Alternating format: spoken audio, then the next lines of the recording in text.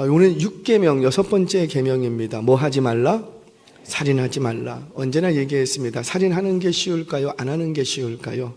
네, 우리같이 못된 인간도, 악한 인간도 너 죽여, 너 때린다, 때린다고 말은 하지만 실제로 때릴 수 있어요, 없어요? 쉽지 않아요. 제정신 갖고 하기가 어려워요. 너 죽여, 죽인다고 말은 하고 겁박하고 협박할 수는 있지만 죽일 수 있어요, 없어요? 없어요. 이게 쉬운 문제가 아니에요. 제가 중랑경찰서라고 있습니다. 그곳에 담임 목사님과 함께 경목 활동을 하셔서 담임 목사님과 함께 그때 섬기던 목사님과 함께 이제 그 구치소에 들어온 아이들 상담을 갑니다. 이렇게 가면 목사님이 오셨다고 아이들이 상담 신청을 해요. 마음이 힘들고 어려우니까. 근데 목사님 오셨다고 상담 신청하는 아이들은 다 대부분 어떤 아이들일까요? 교회를 다녀본 아이들이라든지 교회를 다니는 부모님의 자녀들이에요. 절대 스님 자녀들은 안 옵니다. 절대 믿는 아이들 중에 교회를 다녀봤거나. 그러니까 목사님 왔다고 하니까는 딱 오는 거예요. 상담을 합니다. 너 어떻게 하다가 이런 심각한 범죄를 저질렀니? 10명이면 9명이 똑같은 대답합니다. 나도 모르겠어요. 아무 생각이 안 나요. 나도 모르겠어요. 온 거예요. 뭐예요? 붙들린 거예요. 순간적으로 악한 영이 딱 붙들린 거예요. 생각이 안 난대요. 도대체 어떻게 해서 정신을 차리고 보니까는 막 피를 흘리고 있고 이런 상황이 발생한 거죠. 그러니까 우리가 온전한 정상적인 상태에서는요, 폭행을 한다거나 하여튼 뭐 상해를 입힌다, 이게 제정신 갖고 할 수 있는 일은 솔직히 아니라는 거예요. 그럼에도 불구하고 우리 하나님께서는 10계명 중에서 여섯 번째 계명으로 뭘 주셨다? 살인하지 말라. 10계명을 보면 뭐뭐 하지 말라, 하지 말라, 하지 말라가 7가지가 나오고 뭐뭐 하라, 지켜라, 이게 3가지가 나옵니다. 그런데 뭐뭐 하지 말라라는 이 말은 원어를 연구해 보면 강력한 금지 명령이라 그래요. 이거는 절대적으로 해서는 안 되는 강력한 절대 금지 명령이 바로 10계명에서 사용되었던 뭐뭐 하지 말라라는 단어입니다.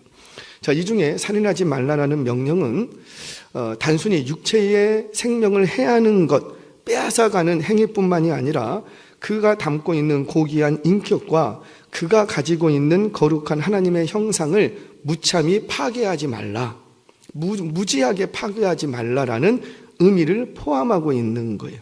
자, 오늘은 이 여섯 번째 계명, 살인하지 말라라는 계명 속에 담긴 이 진의를 조금 확장시켜서 조금 더 구체적으로 보도록 하겠습니다. 자, 먼저 제 여섯 번째 계명은 이웃과 관련된 첫 번째 계명이라고 볼 수 있죠. 물론 다섯 번째 계명 뭐였지요? 부모를 공경하라. 지난주에 살펴본 것처럼 어떻게 부모님도 용돈 좀 드리기로 하셨습니까? 오늘도 우리 청년들한테 성경 공부 시간에 또 취직하면 어떻게 해라. 헌금 빼고 네 한 달 동안 용돈 빼고 그리고 부모님께 드릴 10만 원이 됐든 5만 원이 됐든 그거 빼서 딱 정리하고 그 다음에 나머지는 무조건 뭐 하라? 어디서? 적금 들어라. 부모님 그늘 밑에 있을 때 돈 모을 수 있다. 출가하면은 모을 수 없다. 그러니까 부모님께 계실 때 뭐하라. 저 깜짝 놀랐어요. 제가 어제 이제 어떻게 하다 전화 통화해서 들었습니다. 지금 군대 가 있는 자녀들이 계시죠? 지금 여기 안 계십니까? 군대 가 있는 자녀. 거기 말고. 우리 문지사님 자녀 계급이 어떻게 돼요? 상병? 상병. 조금 있으면 이제 병장 될 거예요. 내년부터 병장 한 달 월급이 나옵니다. 얼마인 줄 아세요? 잘하시네. 205만 원이래요. 와. 여기서 또 라떼는 이러면 곤란하고 저도 만 얼마 때였는데 라떼는 이러면 곤란하고 근데 깜짝 놀랐어요. 얼마라고요? 205만 원. 물론 옛날하고 다르게 지금은 군인들이 다 사야 된답니다. 그래서 이제 그만큼 급여가 높기는 한데 세상에 어디 가서 한 달에 205만 원씩 어디서 벌어요? 밥 주지, 옷 주지, 휴식하지. 그러면 돈 좀 모아야 돼요? 아니면은 빈털터리로 나와야 돼요? 그렇게 생각하잖아요. 근데 요즘 장병들은, MZ 장병들은 딱 일과가 끝나면 핸드폰이 딱 지급되니까 핸드폰 가지고 쿠모 팡에 들어가갖고 산대요. 그래갖고 어디로 보내고? 집으로. 저녁에 들어와서 할 일이 없으니까 그거 한대요. 그러니까 205만 원도 부족한 거예요. 여러분, 정말 답답하죠. 저는 그래서 200만 원씩이면은 요즘 18개월이잖아요. 그러면 얼마예요?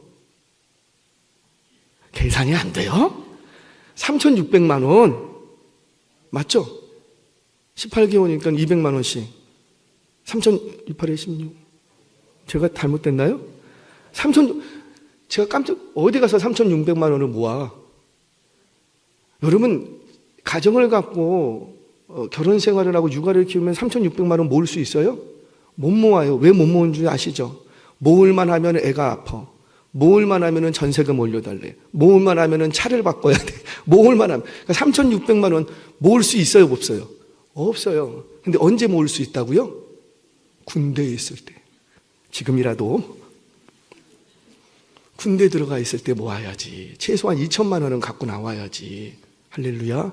우리 자녀들 군대 갔다 온 남자를 딱 잡으시면 근데 그걸 다 써버린대요. 얼마나 안타까운지. 부모님이 용돈 주잖아요. 그래서 우리 청년들이 우리 성경 공부하면서 그 얘기를 했어요.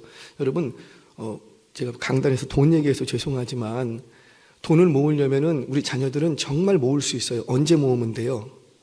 부모님의 그늘에 있을 때. 그늘에 있을 때. 그냥 먹여주고 재워주고 또 입혀주잖아요. 그리고 딱 월급 받으면 제가 말씀드린 것처럼 헌금 제하고 용돈 제하고 부모님 용돈 하세요. 10만 원 딱 제하고 나머지는 다 모아면 되고 적금. 그리고 혹시 돈이 부족하면 어떻게 하면 되고. 그게 부모님 아니에요? 달라는데 안 줄 부모님이 어디 있겠냐고요. 그리고 부모님 용돈 들여보세요. 그거 사라집니까? 열이면 10분 다 그거 모아뒀다가 시집장가 보낼 때 쓴다고 그거 다 모아두세요. 여러분 자녀들 부모님 그늘에 있을 때 빨리 힘잡으십시오. 그게 비밀이에요. 비밀. 결혼하고 나면 조금 어려워질 수 있거든요. 아이고 제가 너무 깊이 얘기를 했나요? 우리 자녀들 축복합니다. 자, 다시 말씀으로 돌아와서 그래요. 5계명은 부모를 공경하라는 명령이죠. 그래서 그거는 이웃과의 관계에서 첫 번째 명령이기도 하지만 사실 이웃이라는 범주보다는 가족이라는 범주였기 때문에 조금 성향이 다릅니다. 하지만 이 6번째 계명부터는 명확히 이웃에 대한 계명으로 확장되어서 나타납니다. 그런데 그 첫 번째 계명이 살인하지 말라라는 거예요. 자, 그렇다면 도대체 우리가 생각해야 될 주께서 말씀하시는 이웃의 범주가 어디까지냐? 이웃이, 나의 이웃이 누구인가? 여기서부터 오늘 말씀을 좀 보도록 하죠. 여러분, 우리의 이웃이 누구예요? 내가 좋아하는 사람, 나와 친한 사람, 나를 좋아하고 지지하는 사람, 그들만이 나의 이웃일까요? 아니라는 거죠. 이웃이란 나의 삶에 들어온 모든 사람들을 말합니다. 나의 삶에 들어온 모든 사람들. 그러니까 이해관계를 뛰어넘는 모든 사람들을 말하는 거예요. 자, 이해관계가 있다면 이런 거죠. 직장 동료 또는 학교 친구, 때로는 우리 같은 공동체 아니면 동호회 이런 것들이 있을 수가 있겠죠. 이거 이해관계가 얽힐 수 있잖아요. 하지만 이해관계가 없는 횡단보도를 함께 건너고 있는 사람들, 내가 횡단보도 이렇게 서 있는데 저쪽에서도 한 무리가 이렇게 서 있어요. 그게 다 누구라는 거예요? 우리의 이웃이라는 거죠.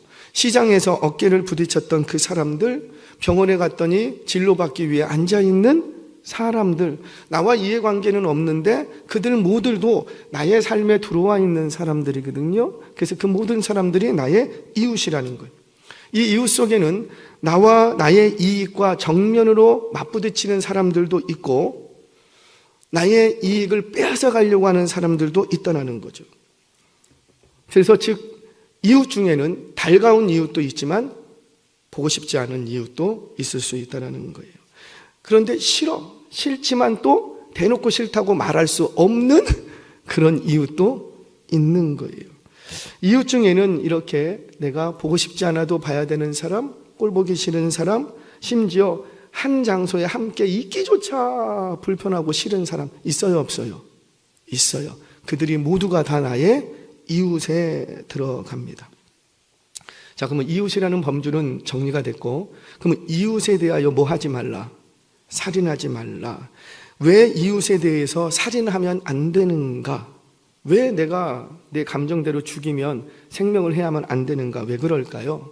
성경에는 두 가지로 얘기를 합니다. 첫 번째는 그 이웃이 누구이든지 간에 그 이웃도 하나님의 형상으로 지음받았다는 거죠. 근데 하나님의 형상으로 지음받은 그 존재를 내가 해코지를 한다는 건 그 하나님의 형상을 내가 파괴하는 거예요. 여러분, 진정한 파괴자는 누구만 파괴하실 수가 있냐면 창조주만이 파괴할 수 있지요. 그래서 우리의 생명의 주권은 다 누구에게 있고? 하나님께. 왜 그래요? 생명을 주신 분이 하나님이시기 때문에 생명을 도로 찾으실 수 있는 유일한 권리가 있는 분도 하나님이시라는 거지요. 잘났든지 못났든지 모두가 하나님의 형상으로 창조함을 받았어요. 한 사람 한 사람 하나님께서는 서로 다른 모양으로 아주, 여러분 성경에서 사람을 만들 때 뭐로 만드셨더라? 흙으로, 그 코에 생기를 흙으로 빚어서 만들었다고요. 여러분, 흙으로 빚는다는 건 뭡니까? 다른 천지 만물들은 얼마든지 말씀으로 창조하셨다고요. 우리 하나님이 능력이 없지 않으시다고요. 말씀 한마디면 다 된다고요. 그럼에도 불구하고 사람만큼은 말로 하지 않고 어떻게 했다고요? 손수 일하셨대요. 이게 무슨 말이에요? 가장 사랑과 관심과 가장 많은 공이라고, 우리 하나님 앞에 공이라는 말은 좀 어울리지 않지만 그런 수고까지 다 해가면서 인류, 인생, 사람 하나하나를 각각의 모양대로 창조하셨다라는 거죠. 그래서 이 각각의 사람들은 우리의 눈높이에서 판단할 수 없고 그 존재 자체만으로도 존중받고 보호받을 권리가 있는 거예요. 그러니 창조자가 아닌 이상 파괴할 권리가 있다 없다? 없다. 그래서 하나님의 주권을 인정하고 공경하는 사람은 사람도 인격적으로 존중하고 공경할 줄을 아는 거예요. 첫 번째, 그 형상이 하나님의 형상으로 지음받았기 때문이다. 자, 두 번째, 왜 이 육체의 생명을 함부로 하지 못하게 하시는가? 바로 육체의 생명을 함부로 하지 못하게 하심으로 영의 생명이 얼마나 가치가 있는지를 깨닫게 하시는 거예요. 살인을 강력히 막으심으로 그 생명의 가치가 얼마나 있는지 우리로 하여금 알게 하십니다. 그렇다면 육신의 그 생명의 가치가 이토록 크고 귀중하다면 영혼의 가치는 얼마나 크겠냐라는 거지요. 육체를 살리기 위해서 우리가 얼마나 많은 공을 들이고 공로를 쌓고 공로를 들이고 돈을 들이고 좋은 거 먹고 마시고 육체를 위해서는 우리가 그렇게 한다고요. 그렇다면 육체의 생명이 그렇게 가치가 있어서 너희들이 그렇게 애지중지 다룬다면 과연 영원한 생명, 영혼의 생명은 어떻겠냐라는 거죠. 물론 우리는 그래서 이 저녁에도 말씀의 꼴을 먹으려고 나오신 줄로 믿습니다. 그래요. 육체의 생명을 함부로 대하지 못하게 하심으로 영혼의 생명의 가치를 깨달으라는 거예요. 자, 이처럼 우리 하나님께서는 우리에게 살인하지 말라라는 명령을 가지고 영의 생명의 가치까지 말씀해 주고 계십니다. 자, 이제 그렇다면 구체적인 그 살인의 범주, 성경이 말하는 살인의 범주가 어디까지인가 오늘 조금 구체적으로 살펴볼 거예요. 먼저는 미움, 멸시, 무시, 이거 다 살인의 범주에 들어갑니다. 이웃 중에는 앞서 말씀드렸지만 달가운 사람도 있고 달갑지 않은 사람도 있어요. 요즘 제가 좀 많이 느끼는 게 저만 느끼는 건 아닐 거예요. 이렇게 엘리베이터 타면 좀 낯설죠, 사람들이. 나만 그런가? 좀 낯설지 않으세요? 그러니까 이렇게 집에 계신 분들은 옆집하고 알콩달콩 맨날 매일같이 아침에 일어나서 얼굴 보고 나눠 먹고 이런 시대에서는 옆집이나 아랫집, 윗집이 낯설지 않았어요. 그렇죠? 그런데 지금은 엘리베이터에 함께 타면 어때요? 조금 낯설어요. 그런데 언제부턴가 낯선 사람과 낯설지 않은 사람이 딱 갈리게 됩니다. 누굴까요? 웃으면서 인사하는 사람. 근데 한 번만 그런 게 아니고 항상 그런 사람. 여러분, 꾸준함이 능력입니다. 꾸준함이 사람을 변화시킵니다. 일회성은 변화가 없어요. 박수는 받을 수 있지만 꾸준함만이 능력 있는 거예요. 만날 때마다 처음 인사할 때는 좀 낯설었어요. 안녕하세요. 애기 엄마, 애기한테도 안녕. 처음 할 때는 저도 낯설고 거기도 인사받을 때는 안녕하세요. 그런데 이거를 제가 그냥 2년 정도 살면서 이렇게 볼 때마다 안녕하세요, 안녕하세요 했더니 요즘은 엘리베이터가 딱 열리면 먼저 타고 계세요. 그럼 어떻게 할까요? 안녕하세요. 제가 목사인지 알까요, 모를까요? 몰라. 여기 뭐 안 붙여놓고 다니잖아요. 몰라요. 제가 누군지, 몇 호에 사는지 잘 몰라요. 감은 잡을 수 있지만 제 자녀가 몇 명이 있고 제 이름이 뭔지 어디 출신인지 몰라요. 모름에도 불구하고 그 낯설던 사람이 더 이상 낯설지가 않은 거예요. 안녕하세요. 거기서 먼저 인사하세요. 아이를 보고도 야, 인사하자. 남편하고 있는데도 히히호호 얘기하면서도 너무나도 유쾌한 모습을. 그러니까 그 좁은 공간이 불편하지가 않은 거예요. 여러분, 우리 다른 것부터보다도 인사부터 잘 하시기 바랍니다. 언제든지. 근데 인사할 때 거만하게 하지 마세요. 그는 까딱거리는 거죠. 인사가 머리 아파. 까딱거리는 거지 인사가 아니잖아요. 원래 정책 인사는 어때요? 제가 알려드릴까요? 저는 그 인사를 다 배웠기 때문에 손을 내리고 힙이 뒤로 빠지는 거예요. 우리는 허리를 굽힌다고 생각하는데 허리를 굽히는 게 아니고 힙이 뒤로 빠지는 거예요. 힙이 뒤로 빠지면 자연스럽게 앞이가 숙여지게 되어 있습니다. 근데 척추, 힙을 뒤로 안 빼고 힙은 그대로고 목만 가는 거예요. 이왕에 인사하실 거 엉덩이를 뒤로 빼면서 인사를 해보십시오. 거기다가 더 좋은 건 배꼽에 손도 좀 올려. 우리 다 배웠어요. 언제 배웠어요? 어릴 때 다 배웠어요. 그렇게 했더니 어른들이 다 칭찬했어요. 근데 언제부턴가 거만해지기 시작했어요. 저와 여러분들 한번 엘리베이터나 아니면 아파트 지나가는 이렇게 사람들 이해관계가 없어도 인사부터 한번 해보시기를 바랍니다. 인사만 해도 이웃이 너무 친근하게 다가오더라는 거예요. 자, 이처럼 달가운 이웃도 있지만 사실 꼴보기 싫은 이웃도 있어요. 그러다 보니 싫은 사람이 내 삶에 깊이 들어오면 우리는 그 사람을 미워합니다. 무시합니다. 때로는 업신여깁니다. 싫은 사람의 말은 무조건 그냥 싫어. 옳은 말이어도 그냥 싫어요. 이 모든 것이 다 어디에 들어가냐면 살인의 범주에 들어가는 거예요. 우리 이런 말을 하죠. 애들 말인가요? 너는 나를 2번 죽였어.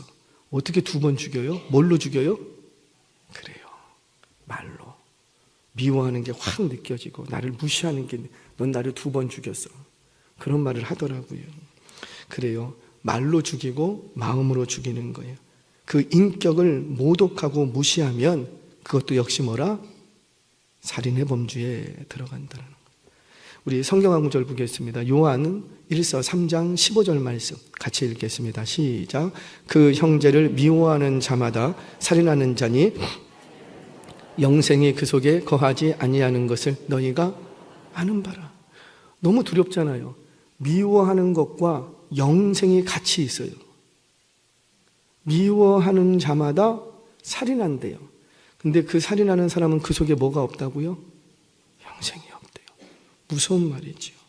저와 여러분들 마음으로 미워하는 것들을 끊어내 가시기를 바랍니다.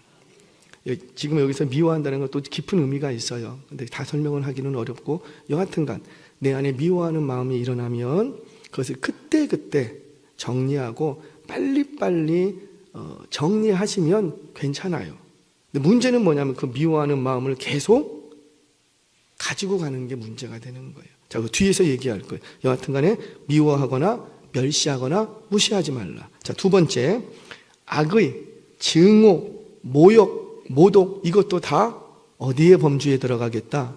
살인의 범주. 성경 보겠습니다. 마태복음 5장 21절, 우리 22절 말씀 같이 읽겠습니다. 시작. 옛사람에게 말한 바 살인하지 말라. 누구든지 살인하면 심판을 받게 되리라 하였다는 것을 너희가 들었으나 나는 너희에게 이르노니 형제에게 노하는 자마다 심판을 받게 되고 형제를 대하여 락하라 하는 자마다 공회에 잡히게 되고 미련한 놈이라 하는 자는 지옥불에 들어가게 되리라. 아멘. 자, 잠깐만요. 지금 뭐라고 하냐면 일단 뭐부터 등장하죠? 노하는 자마다, 그 다음에 또 들어와라 나가라 나가라 하는 자, 그 다음에 또 미련한, 이 셋 중에 어떤 게 더 강력한 욕일까요? 좀 수위가 높은 걸까요? 첫 번째 하나는 노하는 자, 분노를 품는 거죠. 노하는 자, 라가라고 하는 자. 나가라는 말은 멍청한 놈 이런 뜻이에요. 나가라는 자, 미련한 놈. 이 셋 중에 어떤 게 수위가 제일 셀까요? 그렇죠. 미련한 놈. 이게 원어적으로 보면 강도가 점점 세지는 겁니다. 강도가. 제가 좀 설명하겠습니다. 이 노하는 자마다 노하는 ing가 포함이 됩니다. 분노를 품고 있는 상태를 얘기해요. 분노를 품고 있는 자마다, 노하는 자마다, 분노를 품고 있는 자마다, 이런 뜻입니다. 그러니까 여기에 사용된 단어는 일시적인 단회적인 욱하는 감정, 딱 뭐를 보는데 화나, 그걸 얘기하는 게 아니고 화나, 계속 화나, 아주 계속 화나, 그걸 얘기하는 거예요. 그걸 얘기하는 거예요. 여러분, 가인과 아벨 사건 기억하십니까? 가인이 아벨 동생을 때려 죽였습니다. 왜 죽였죠? 가인의 재물은 하나님이 받지 않으시고 누구의 재물만 받고, 그래서 때려 죽였어요? 아니에요. 그거는 결론적인 사건. 평소에 가인이 아벨에 대해서 뭘 품고 있으니까, 분노, 악의, 항상 그게 품고 있다가 이게 터진 거죠. 근데 터진 게 뭘로 나타나는 거예요? 살인으로 나타났다는. 자, 다시요. 분노를 항상 품고 있었어요. 그 사람 볼 때마다, 아벨을 볼 때마다 저거 미워, 저거 진짜 어떻게 해버려야 되는데, 그러고 있었는데, 그러던 차에 이제 사건 하나가 터진 거예요. 하나님께서 아벨의 제사만 받으시고 가인의 제사를 거부해버려. 그러니까 누구에게 이 분노를 퍼부어버리고? 아벨에게. 원래는 누구에게 퍼부어야 되는데? 하나님께. 근데 하나님은 보여요, 안 보여요? 안 보여. 그러니까 하나님께 못하니까 누구한테 하는 거예요? 아벨에게. 왜? 평소에 악의를 품고 있었기 때문이라는 거죠. 그래서 노하는 자마다, 분노를 계속 품고 있는, 지속적으로 반복적으로 꾸준하게 품고 있는 자마다 다 뭐 하게 되고? 살인하게 된다는 거예요.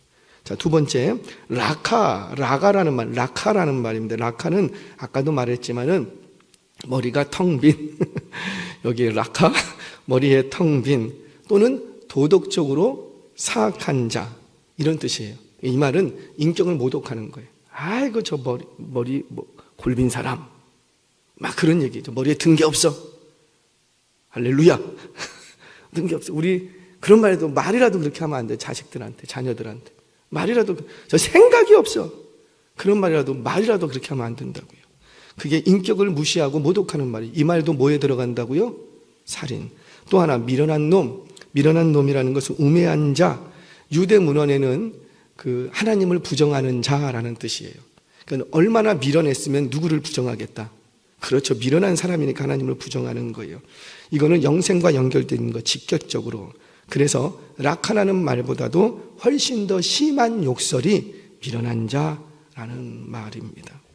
이처럼 별 생각 없이 마구 내뱉은 욕설까지도 우리의 가장 큰 죄라고 할 수 있는 살인의 범주에 들어간다는 거예요.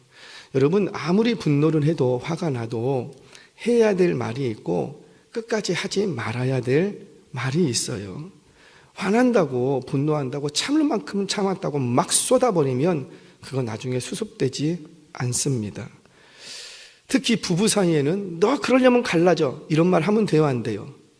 그거 장난으로도 그런 말 하면 안 돼요. 나 당신과 못 살아, 그런 말 하면 안 돼요. 그러니까 아무리 분노해도 마지막 순간까지 해야 될 말이 있고 안 해야 될 말이 있는 거예요.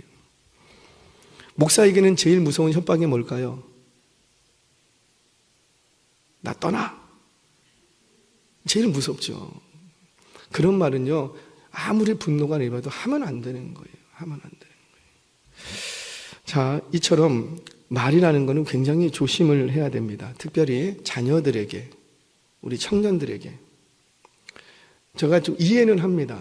우리 청년들이 다 어릴 때부터 여러분들이 다 봐왔잖아요. 내 애 같고 20년, 30년을 옆에서 봤기 때문에 내가 제 똥기저귀 내가 갈아줬는데 그런 아이들도 있을 수 있어요. 그렇다 할지라도 우리 청년들한테 말 함부로 하시면 안 됩니다. 일단 내 애도 아니잖아요. 내 애 같을 뿐이지. 그래서 청년들에게 넌 뭘 해도 안 돼. 너는 뭘 해도 욕먹어. 장난으로도 그런 얘기하면 안 되는 거예요. 청년들 엄청나게 상처받습니다. 제가 추적할 수 있지만 추적 안 해요. 제발 우리 주변에 있는 분들에게 말하지 마세요. 해야 될 말이 있고 안 해야 될 말이 있어요. 오늘 그런 얘기를 했죠. 죄는 익숙할 때 틈타긴 시작한다고. 서로가 예의를 갖추고 가면을 쓰고 있으면요, 죄가 틈탈 겨를이 없습니다. 틈이 없습니다. 그런데 익숙하다는 것 때문에 나는 그냥 평소에 하던 대로 말했을 뿐이야. 그런데 그 말을 타고 누가 틈을 타고 들어온다고요? 마귀가, 죄가. 저와 여러분들이 익숙할 때 조금 더 주의할 수 있는 우리 모두가 되시기를 바랍니다. 자, 성경 한 구절 읽겠습니다. 마태복음 15장 19절 20절 말씀 같이 읽겠습니다. 시작. 마음에서 나오는 것은 악한 생각과 살인과 간음과 음란과 도둑질과 거짓 증언과 비방이니 이런 것들이 사람을 더럽게 하는 것이요 씻지 않는 손으로 먹는 것은 사람을 더럽게 하지 못하는 니라. 아멘. 그래요. 이런 내면적인 감정까지도 다 살인의 범주에 들어가는데, 이때 살인의 범주에 들어가는 건 일시적으로 막 미워하는 감정이 있거나 일시적으로 음란한 감정이 딱 일어났다고 해서 살인이다 이렇게 얘기하는 게 아니고, 그게 지속적으로 갈 때 그거는 살인의 범주에 들어간다는 거예요. 죄에 관련돼서 이런 얘기를 하셨습니다. 한 사람이 하신 분이 있어요. 제가 누군지 기억이 안 나는데, 머리 위로 새가 날아가는 거는 괜찮지만 그 새가 내 머리 위에서 이 둥지를 틀지 않게 해라. 죄와 관련돼서 그런 거예요. 이런 거죠. 예쁜 꽃이 있어요. 예쁜 꽃이 있으면 우리는 어떻게 해요? 아, 예쁘다 이러고 끝나야 되는데, 예쁘네. 아, 진짜 예쁜데. 와, 이 예쁜데 이거 우리 집에 어떻게 가져가지? 그래, 뽑아가자. 이게 뭐예요? 자꾸 그것을 묵상하게 다 보니까 머릿속에서 또아리를 틀기 시작을 하는 거예요. 둥지를 쳐요. 그리고는 결국은 뭘로 나가고? 죄로 나가는 거예요. 여러분, 아름다운 연인이 있어요. 아름다운 연인 있어 없어요? 물론 여기는 있어요. 예쁜 여자들이 있어요. 예쁜 멋있는 남자가 있어요.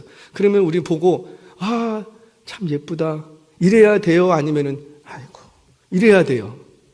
예쁜 거는 오늘 집사님 파마 잘 나왔네. 예쁜 거는 예쁘게 봐야 돼요. 그건 나쁜 게 아니에요. 그런데 문제는 뭐예요? 죄는 그 예쁜 거를 계속 묵상해. 예쁘네, 예쁜데 아, 내가 어떻게 좀, 그러면 죄가 되는 거예요. 그러면 죄가 되는 거예요. 내 안에서 미운 감정이 일어났어요. 아, 미워. 그리고 끝나야 되는데 아, 미워. 아, 정말 미워. 아, 저 꼴도 보기 싫어. 아, 진짜 싫어. 그러면 나중에 어디까지 간다고요? 살인하는 데까지 가는 거예요. 저와 여러분들 내 안에 부정적인 감정들이 일어날 때 그때마다 빨리빨리 정리하시기를 바랍니다.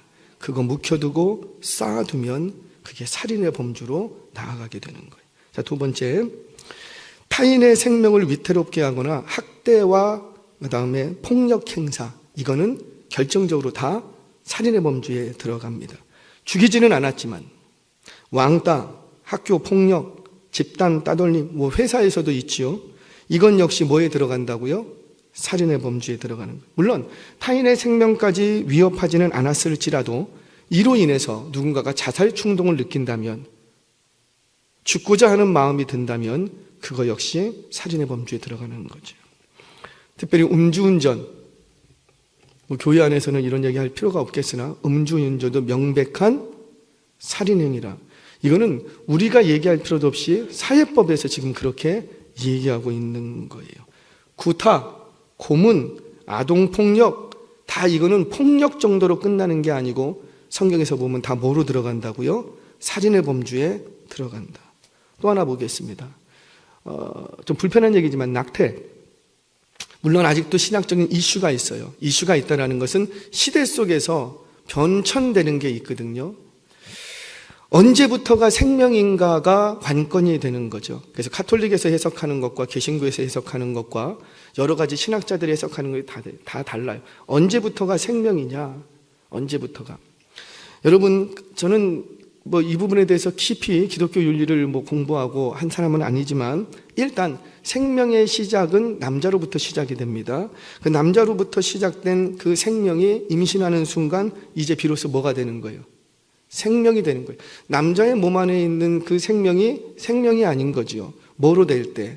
그렇죠. 그 임신이라는 걸 통해서 생명이 되는 거예요. 그래서 저는 사실 여기서부터가 생명이라고 생각을 합니다. 어떤 분들은 신학자마다 좀 달라요. 가톨릭이 해석하는 것도 좀 다르고. 하지만 일단 남자의 몸에서 생명이 여자의 몸에 들어가 임신하는 과정을 통해서 생명이 시작이 된다고 저는 그렇게 생각을 합니다. 자, 그런데 낙태를 비롯한 모든 살인 행위는 죄다 죄가 아니다. 낙태도 살인의 범주에 들어간다는 거예요. 그런데 모든 낙태가 또 살인의 범주에 들어가는 건 아니랍니다. 어느 경우냐면 생명과 생명을 맞바꿔야 되는 상황에서는 가능할 수도 있다는 거예요. 모든 것이 또 가능한 건 또 아니에요. 그래서 계속해서 논의가 끊이지 않는 거예요.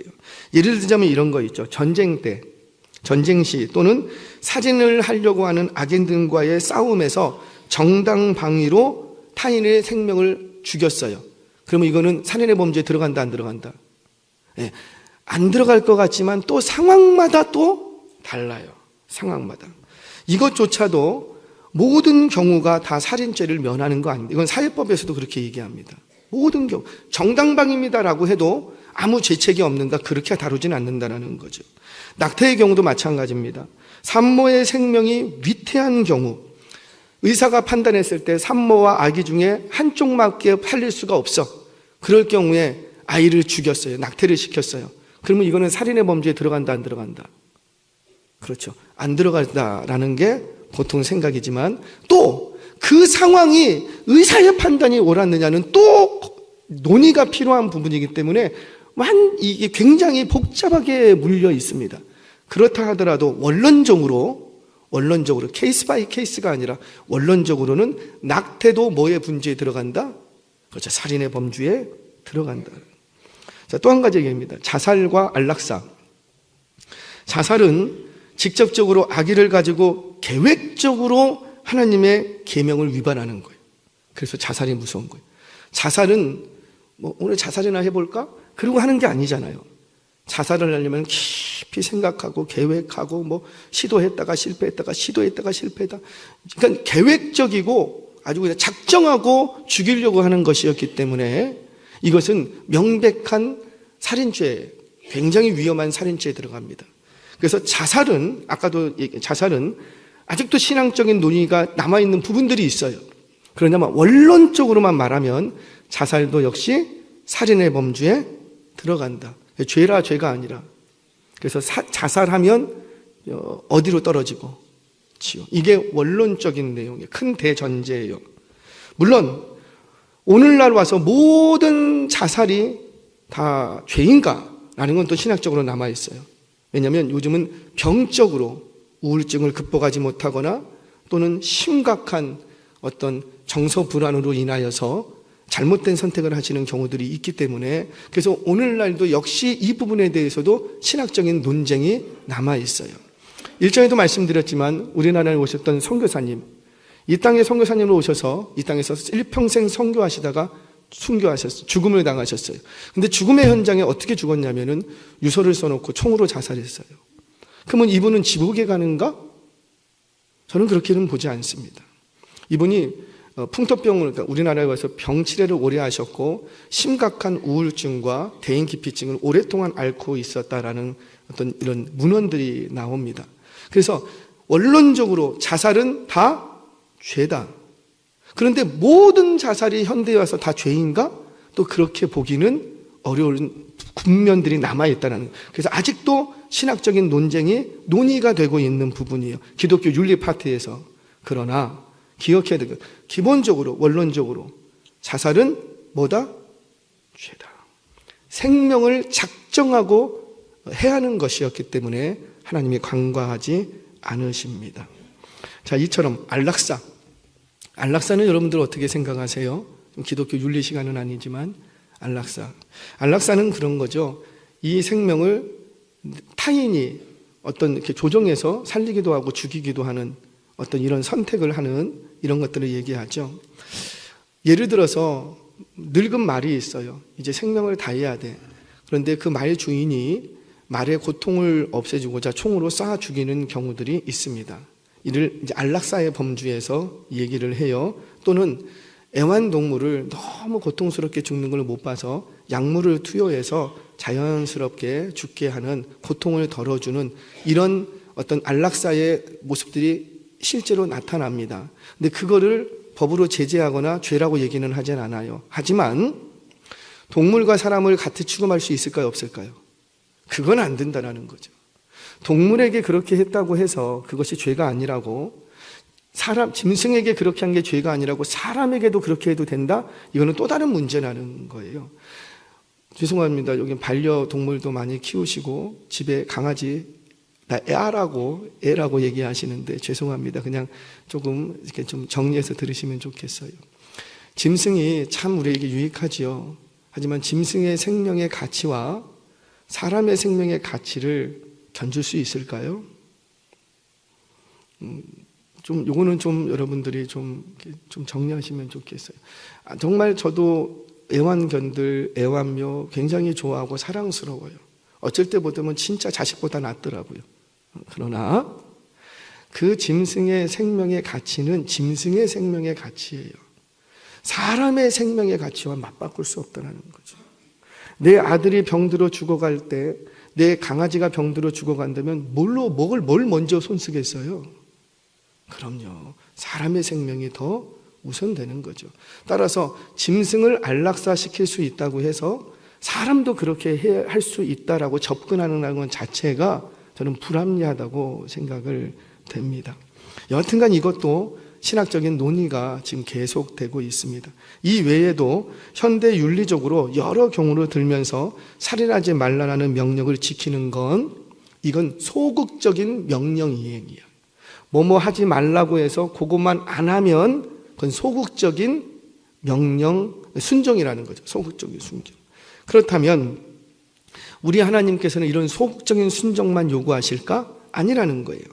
이 살인하지 말라, 뭐뭐 하지 말라라는 속에는 적극적인 순종을 요구하는 내용이 담겨 있습니다. 그게 뭐라? 살인하지 말라라는 명령 속에는 반대로 적극적으로 생명을 살리라. 그 명령이 같이 담겨 있는 거예요. 살인하지 말라라는 범죄 속에는 뭐가 담겨져 있다고요? 적극적으로 생명을 살리라는 명령이에요. 사랑은 허다한 죄를 덮는다고 말씀하셨지요. 따라서 사랑의 실천은 살인하지 않는 것으로만 그치는 것이 되어서는 안 된다는 거예요. 살인하지 않는 것을 뛰어넘어서 적극적으로 생명을 살리는 일을 하라는 거예요. 생명을 살리는 거예요. 용서하고 화해하고 위로하고 격려하며 살리는 모든 행위와 마음이 여기에 포함되어야 한다는 거죠. 심지어 어디까지 살려야 되는가? 필요하다면 내 것을 주고 저를 살릴 수 있다면 내 것을 주고라도 살려야 되는 거예요. 예수님 그렇게 하셨지요. 십자가 위에서 당신의 마지막 물과 피를 쏟으시면서 마지막 피 한 방울까지 우리를 위해서 내어주셨어요. 뭐 때문에 내어주셨어요? 여러분들 부자 되게 하시려고 내어주셨어요? 여러분들 유명하게 해주려고 내어주셨어요? 여러분들의 자녀들 출세를 보장시키시려고 내어주셨어요? 아니잖아요. 우리 주님이 왜 십자가에서 물과 피를 쏟으셨는데 뭐 때문에 당신의 생명을 내어주고 저와 여러분들의 생명을 얻게 하려고. 돈 정도가 아니라는 거죠. 건강 정도가 아니고 출세 정도가 아니고 명성 정도가 아니라는 거예요. 영원한 생명을 얻게 하려고 당신의 생명을 대어주셨어요. 정말 우리 하나님, 예수님께서는 하나님의 명령을 지키셨던 거예요. 말씀을 정리하겠습니다. 우리 성경 구절 한 구절 읽고 말씀을 정리할게요. 로마서 3장 13절 15절 말씀 같이 한번 읽겠습니다. 시작. 그들의 목구멍은 열린 무덤이요 그 혀로는 속임을 일삼으며 그 입술에는 독사의 독이 있고 그 입에는 저주와 악독이 가득하고 그 발은 피 흘리는데 바른지라. 누가 이랬어요? 누가 이랬어요? 저와 여러분 이런 삶 아니었습니까? 우리의 목구멍은 무덤이었어요. 열리면 죽이는 말, 더러운 말, 냄새나는 말. 그 혀로는, 새치 언어는 속임수를 일삼았고 그 반들 흘러내리는 입술에는 독사의 독이 한껏 묻어있고 입만 벌리면 사람을 죽이는 말. 그 입에는 저주와 악독이 가득하고 그 발은 피 흘리는 데 빠르고. 누가 이랬어요? 내가 이랬어요. 여지껏 이런 삶을 살았다는 거지. 나를 지키기 위해서라면, 내 배를 채우기 위해서라면 타인을 깎아내리고 험담하고 빼앗고 내 손에 쥔 거 절대 안 주려고 하고. 여러분 돌아보니 우리는 모두 살인자였어요. 누가 나는 살인 안 했다고 말할 사람이 누가 있겠어요? 다 살인자였어요. 그런데 예수님 때문에 살인자였던 내가 이제는 사람을 살리는 인생을 시작했습니다. 그래요. 우리 모두가 이처럼 하나님의 은혜 없이는 모두가 살인자예요. 내 고상한 인격이 아니라고요. 배움이 아니라고요. 교양이 아니라고요. 예수님 때문에, 하나님의 은혜가 우리에게 부어졌기 때문에 이전에는 살인자요, 방탕한 자였던, 박해자였던 우리가 이제는 생명을 살리는 일에 쓰임받는 인생이 되었다라는 거예요. 이 말씀 앞에 혹여나 나는 타인의 인격과 그의 인생을 무시하고 미워하고 업신여기지는 않았는가. 하나님의 은혜로 거듭난 인생들, 심령들 되시기를 바랍니다. 그래야 내 안에 이 살인자의 충동, 살인자의 습성을 끊어낼 수가 있는 거예요. 은혜가 아니면 절대 안 됩니다. 지금은 다 고상하게 보여요. 여러분들 자주 말씀드리지만 용수철 있죠. 저 계단에서 용수를 딱 놓으면 턱턱턱턱. 우리는 다 용수철 같은 인생이었어요. 어디로 튈지 몰라요. 근데 성령께서 말씀이 나를 꽉 눌러놨어요. 움직이지 마. 너는 이렇게 살아야 돼. 그런데 그래서 참 멋지게 살아왔어요. 허튼 데로 안 가고. 그런데 내가 잘나서 그런 게 아니었다는 거죠. 순식간에 이 나를 꽉 누르고 있던 성령께서 걷어가시면 도로 옛날에 그 용수철로 돌아가는 거예요. 언제 어떻게 바뀔지 몰라요. 저와 여러분 은혜가 아니면 우리는 모두 다 살인자가 되고 맙니다. 오늘도 나의 연약함을 고백하고 주님의 은혜를 구할 수 있는, 그래서 살인자가 아니라 생명을 살리는 우리 모두의 인생이 되시길 주의 이름으로 축원합니다.